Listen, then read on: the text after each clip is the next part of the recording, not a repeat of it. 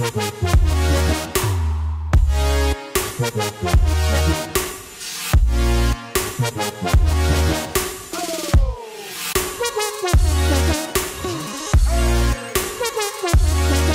recherchez une montre pas très volumineuse qui va pouvoir vous accompagner au quotidien et durant le sport. Depuis la rentrée, il y a eu beaucoup de sorties montres connectées. Aujourd'hui, on va s'intéresser à la Garmin SQ face à la Fitbit Versa 3. Ce sont des montres qui sont à peu près dans la même tranche de prix. Elles nous proposent des caractéristiques et des fonctionnalités très intéressantes. Mais quelles sont les différences? Est-ce qu'il y en a une à choisir plutôt que l'autre? C'est ce que nous allons voir dans cette vidéo.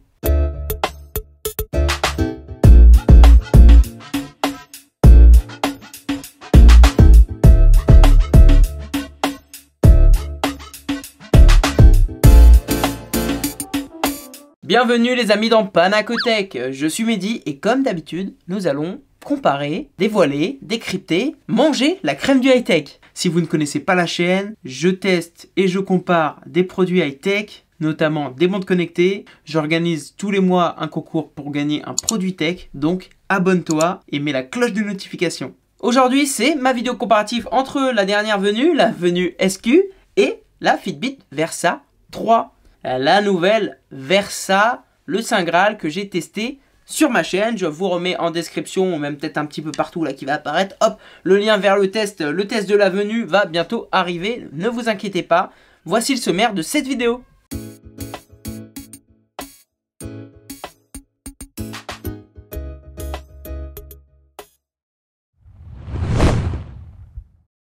Comme d'habitude, dans mes comparatifs, on va commencer à comparer les prix. La Garmin Venue SQ est disponible en différentes éditions. Pour ce qui est des couleurs, on va en parler après, mais en gros, on a deux éditions. Une édition standard et une édition musique. L'édition standard est disponible à 199,99 €. Bien entendu, si vous l'aurez compris, elle ne comprendra pas les services de musique. L'édition musique, quant à elle, est disponible à 50 € de plus, soit 249,99 €. L'édition musique permettra de télécharger des morceaux, des listes de chansons sur la montre et de connecter des écouteurs Bluetooth sur la montre pour écouter les morceaux, la musique, sans avoir besoin d'avoir son téléphone.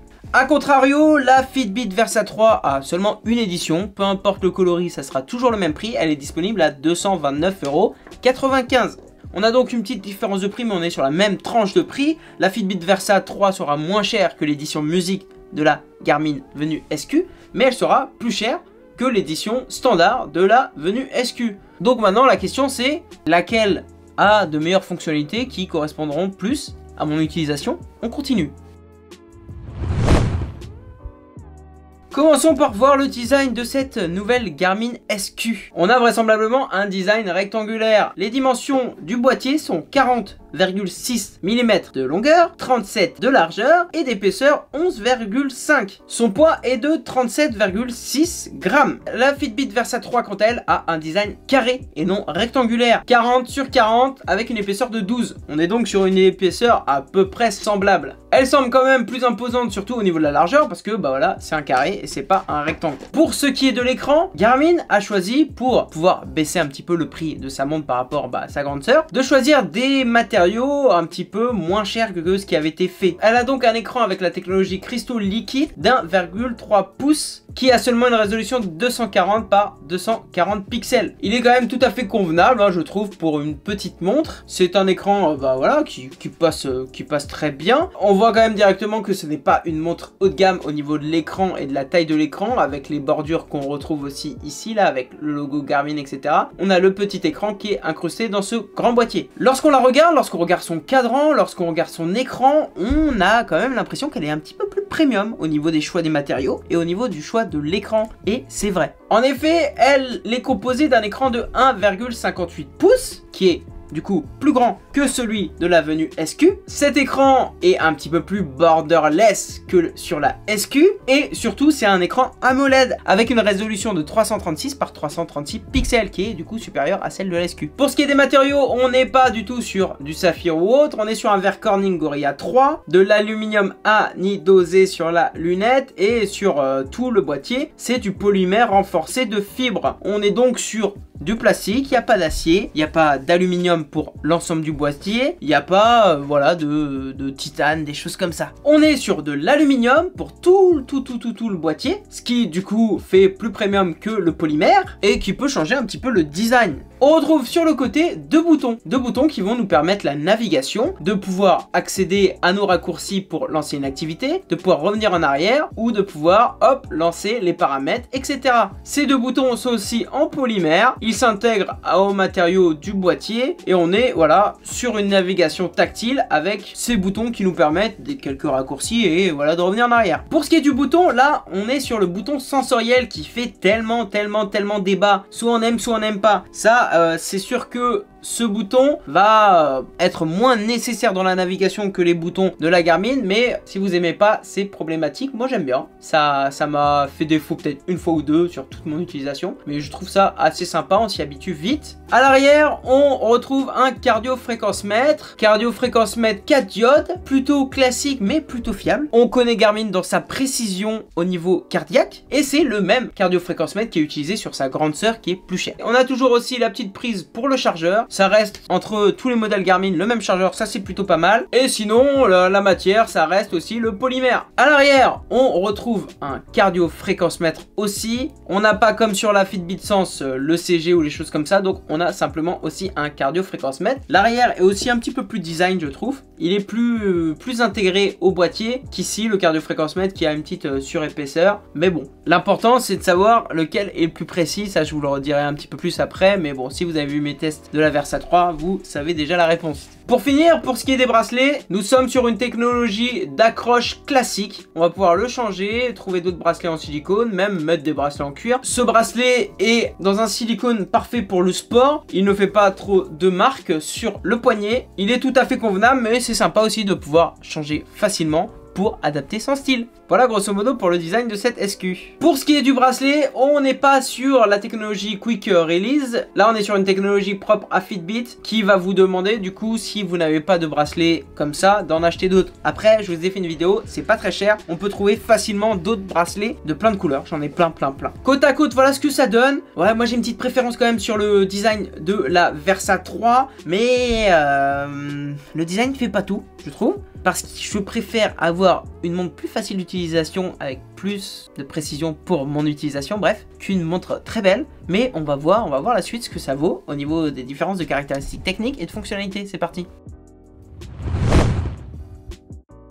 Au niveau des caractéristiques techniques, entre la Versa 3 et la SQ, on aura quelques petites différences. Déjà, je vous l'ai dit, la Versa 3 aura un micro intégré qui n'est pas sur la SQ. Micro plus haut-parleur qui permettra de parler à Alexa, bientôt à Google, et qui permettra de faire des réponses rapides aux SMS. Bref, allez voir mon test, ça on en parlera un peu sur les fonctionnalités juste après. Les deux sont compatibles iOS, Android, les deux ont du Bluetooth 5.0, les deux ont le NFC pour pouvoir payer avec Fitbit Pay ou avec Garmin Pay. L'avantage sur la Garmin, c'est aussi qu'il y a la technologie ANT+, qui va nous permettre de communiquer avec des ceintures cardiaques par exemple, ou d'autres accessoires cardio. Ça on l'aura pas sur la Fitbit. À part ça, il y a voilà, à peu près les mêmes caractéristiques techniques, surtout au niveau, voilà, il y a un cardio-fréquence-mètre. Là, la Fitbit Versa 3 aura, elle, quant à elle, un altimètre qui manque à la SQ. Les deux seront étanches jusqu'à 5 ATM. Pour ce qui est des autonomies annoncées, la SQ a une autonomie comme la Fitbit annoncée de 6 jours. On se retrouve à peu près avec la même autonomie, hein, ça veut dire en réel plus 4-5 jours. Les deux auront un GPS intégré, bref, on est quand même sur des caractéristiques techniques très semblables. Donc maintenant, ce qui est intéressant, c'est de voir qu'en est-il sur les fonctionnalités. Parlons maintenant vraiment de la différence entre les fonctionnalités entre voilà cette Versa 3 et cette Garmin Venue SQ. Et bah moi personnellement dans mon usage, je trouve qu'il n'y a pas beaucoup de fonctionnalités différentes entre les deux. On est sur des OS assez limités sur les deux, on va pas se mentir. On va pouvoir télécharger des applications, que ce soit sur Garmin en passant par Connect IQ, qui va vous permettre de personnaliser, d'ajouter du streaming musicaux comme voilà Deezer, Spotify, d'ajouter des petites applications, boussole, etc. On aura à peu près ce qui se fait aussi au niveau de Fitbit. Avec Fitbit, on a les applications qui sont dans la montre directement. Hein. Et on aura aussi la possibilité de télécharger des applications comme je vous montre sur le téléphone, des applications sur l'application Fitbit, des applications pour ajouter sur notre montre. On va donc avoir grosso modo les fonctionnalités similaires là-dessus parce qu'on va pouvoir télécharger les applications. Il n'y en a pas ouf non plus sur les deux, il n'y a pas des possibilités comme sur une Apple Watch, mais c'est quand même sympa. L'avantage, la seule grosse différence au niveau de la Fitbit Versa 3, comme je vous le disais, c'est qu'elle est dotée d'un micro et d'un haut-parleur. On va donc pouvoir faire une réponse précise aux SMS, une réponse aux appels, il paraît, avec certains téléphones, mais bon, moi j'ai pas réussi à répondre aux appels directement. Et on va aussi avoir la possibilité d'enregistrer des mémos vocaux ou de parler avec Alexa ou Google Assistant. Donc on aura du coup des assistants vocaux qu'on n'aura pas du coup sur la SQ. Ça peut quand même peser dans la balance de pouvoir répondre à des SMS en dictant, alors que sur la venue SQ, on va pouvoir avoir, si vous êtes sous Android, seulement des réponses rapides aux SMS. C'est déjà pas mal. Du coup, à part ça, on aura un suivi de santé, un suivi de sommeil, un suivi d'activité sportive. On n'aura pas le suivi de sommeil de la Fitbit Sense sur la Versa 3.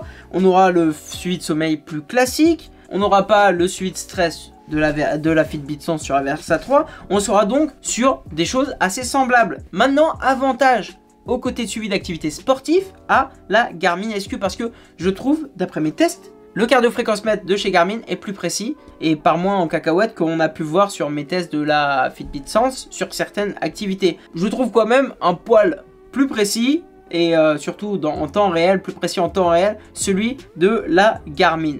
Donc maintenant, on est sur vraiment des montres semblables. Laquelle choisir ?